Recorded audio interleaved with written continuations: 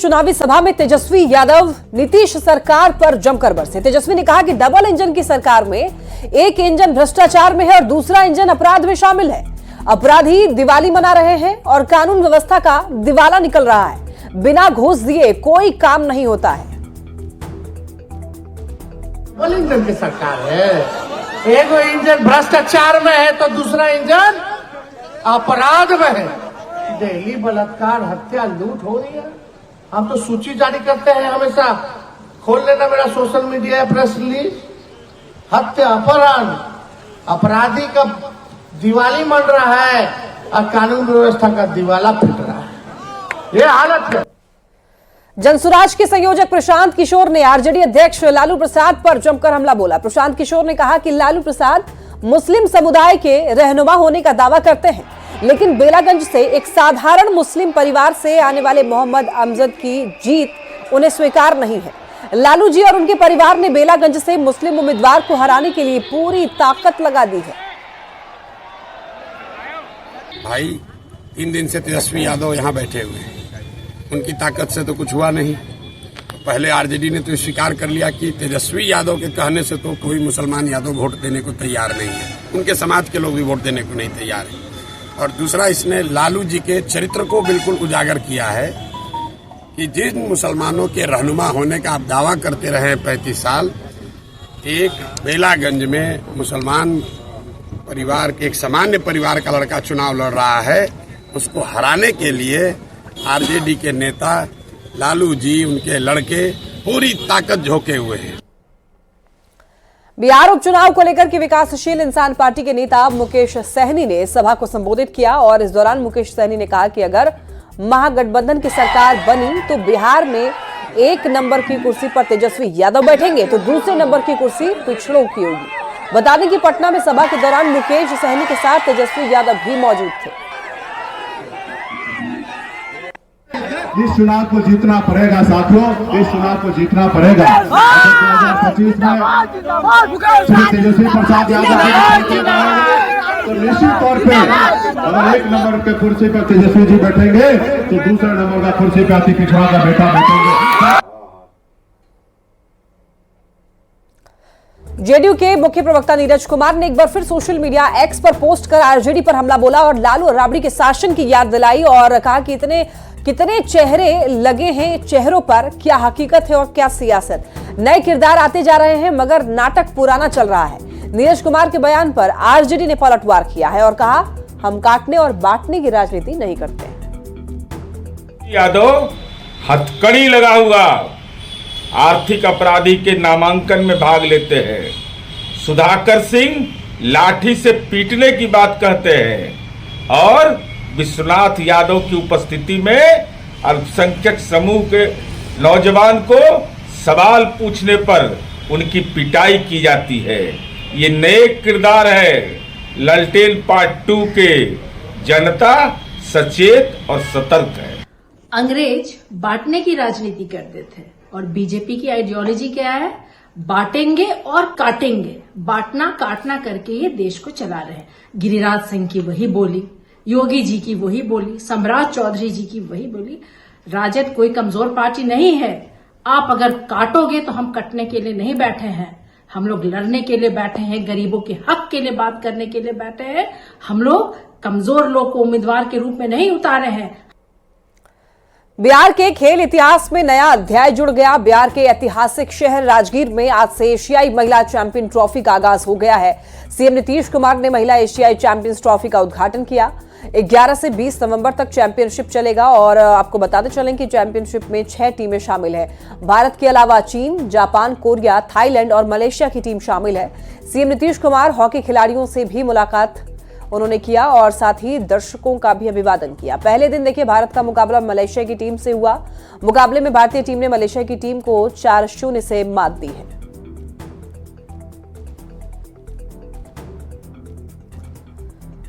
और दिल्ली से एक बड़ी खबर, एनआईए की देश भर में छापेमारी। अलकायदा बांग्लादेश नेटवर्क की जांच के सिलसिले में छापा। जम्मू कश्मीर, कर्नाटक, पश्चिम बंगाल, बिहार, त्रिपुरा और असम में छापेमारी। पश्चिम बंगाल, त्रिपुरा और कर्नाटक के 9 जगह पर छापेमारी हुई। तलाशी के दौरान बैंकिंग लेन देन और मोबाइल फोन सहित डिजिटल डिवाइस और आतंकी फंडिंग गतिविधियों से संबंधित अन्य साक्ष्यों से जुड़े हुए दस्तावेज बरामद हुए। एनआईए की जांच के अनुसार जिन संदिग्धों के परिसरों पर छापेमारी की गई वो बांग्लादेश स्थित अलकायदा नेटवर्क के समर्थक हैं।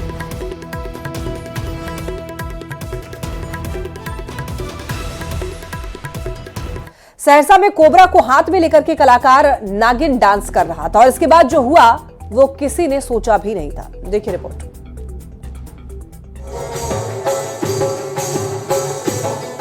हाथों में लिपटा हुआ जहरीला नाग और फिल्मी गाने पर नागिन डांस। ये तस्वीरें हैं सहरसा के 70 कटैया प्रखंड की, जहां स्टेज पर जहरीला सांप भी फन फैलाए म्यूजिक और बॉलीवुड के गानों का आनंद ले रहा है। लेकिन जहरीले सांप के साथ डांस करना कलाकार को महंगा पड़ गया। सांप के साथ खेल रहे इस शख्स को भारी पड़ गया। जहरीले नाग को हाथ में लपेटकर वो समझ रहा था कि वो खतरों से खेलकर दर्शकों को भरपूर मनोरंजन कर रहा है, लेकिन लाइव स्टेज प्रोग्राम के दौरान कोबरा सांप ने कलाकार को डस लिया। आप तस्वीरों में देख सकते हैं कि किस तरह से नाग ने कलाकार के हाथ पर जोरदार वार किया। हद तो तब हो गई जब सांप के काटने के बाद कलाकार स्टेज पर डांस करता रहा, जमकर थिरकता रहा। उसका नागिन डांस जारी रहा। वो अपने धांसू करतब से दर्शकों का मनोरंजन करता रहा। जब सांप का जहर पूरे बदन में फैल गया तो फिर कलाकार के पांव लड़खड़ाने लगे। वो बेहोश होकर स्टेज पर ही गिर पड़ा। उसके बाद मंच और दर्शकों के बीच हड़कंप मच गया। कलाकार को फिलहाल सदर अस्पताल में भर्ती कराया गया है। छठ था, छठ के अवसर पे बुलाया था, हम लोग का नाच पार्टी का सटा बुक किया था। रकिया बिजलपुर 6 नंबर वार्ड शर्मा टोला। तो आए तो हम भी मतलब रिकॉर्डिंग कर रहे थे नगीना गाना पे। तो नगीना गाना पे डांस कर रहे थे, उसी में सांप था जिसका मतलब बिक नहीं उतरा हुआ था। वो सांप हमको छोड़ दिया तो थोड़ा बहुत फिर भी हम डांस करने लगे। तब बस हम स्टेज पे बेहोश हो गए पूरा। महज चंद पैसों के लिए कलाकार अपनी जान जोखिम में डालकर सांपों के साथ मनोरंजन करते हैं। जहरीले सांपों के साथ फिल्मी गीत की धुन पर डांस करते हैं और सांपों के साथ खेलते नजर आते हैं। अगर समय रहते इस कलाकार को अस्पताल नहीं पहुंचाया जाता तो उसकी जान भी जा सकती थी। न्यूज़ 18 आपसे अपील करता है, ऐसी हरकत बिल्कुल ना करें, क्योंकि सांप किसी को छोड़ता नहीं है। न्यूज़ 18 के लिए सहरसा से कुमार अभिनव सिंह की रिपोर्ट। छपरा में टूटी हुई पटरी पर ट्रेन दौड़ने ही वाली थी, लेकिन बड़ा हादसा होते होते बच गया।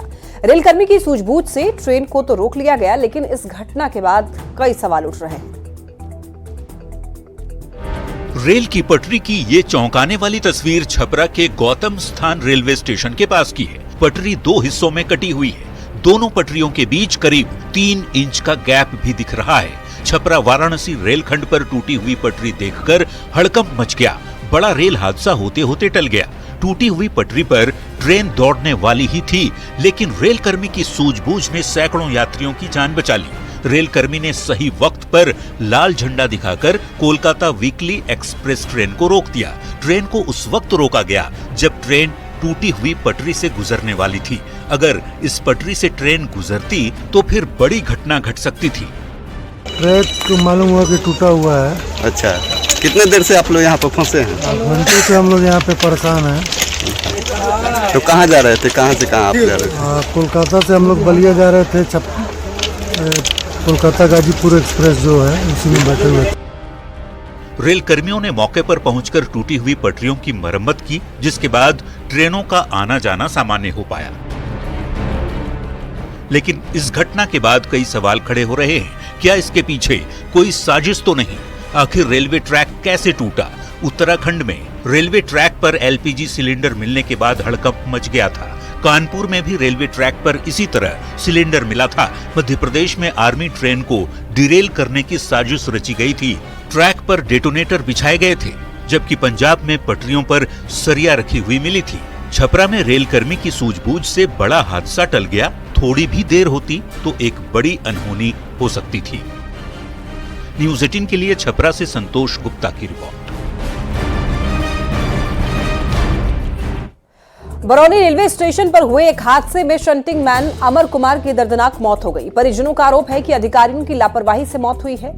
अमर कुमार की इसी साल 11 दिसंबर में शादी होने वाली थी, लेकिन उससे पहले उनकी मौत से परिजनों पर दुखों का पहाड़ टूट पड़ा है।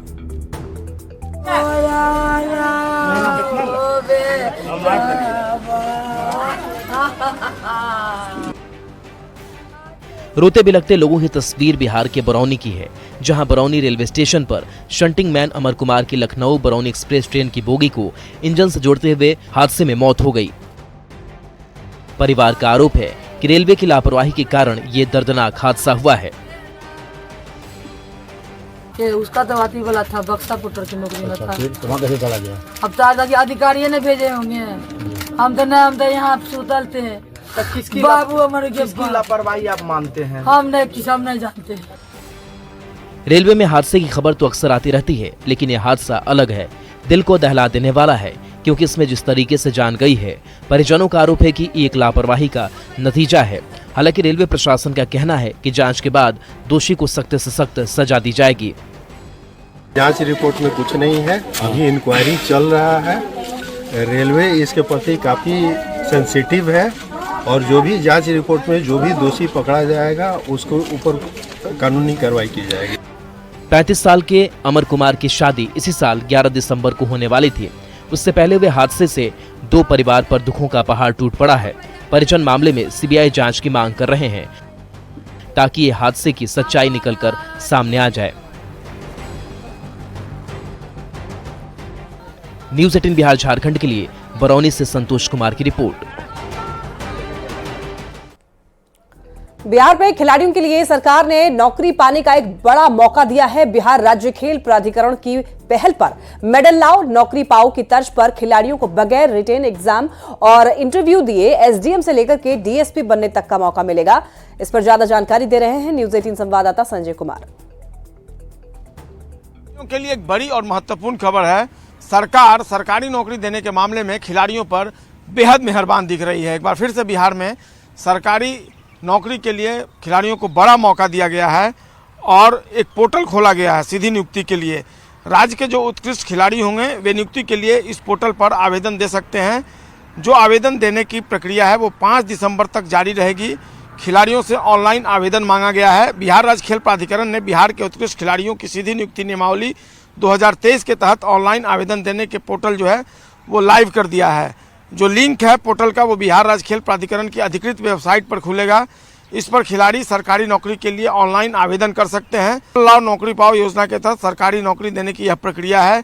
इसमें राष्ट्रीय और अंतर्राष्ट्रीय स्तर पर देश के अलावा राज्य का प्रतिनिधित्व करने वाले जो खिलाड़ी होंगे उनको मौका मिल सकेगा। सीधी नियुक्ति प्रक्रिया के तहत बिहार के जो मूल निवासी हैं खिलाड़ी उनको राज्य सरकार के स्केल 1 और स्केल 2 यानी 1/2, 6, 7 और 9 के पदों पर सीधी नियुक्ति मिलेगी।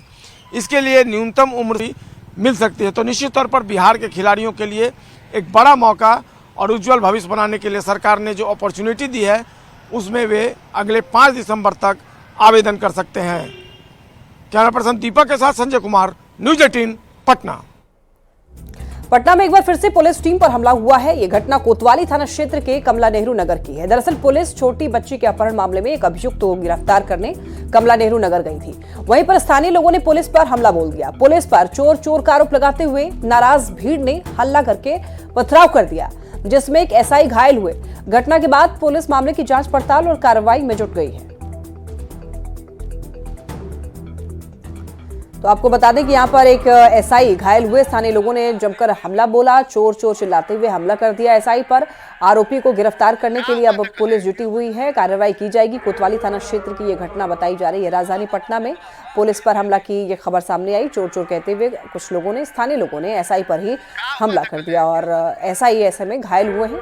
अब आरोपी को गिरफ्तार करने के लिए पुलिस जुटी हुई है, कार्रवाई की जाएगी, जाँच पड़ताल की जा रही है।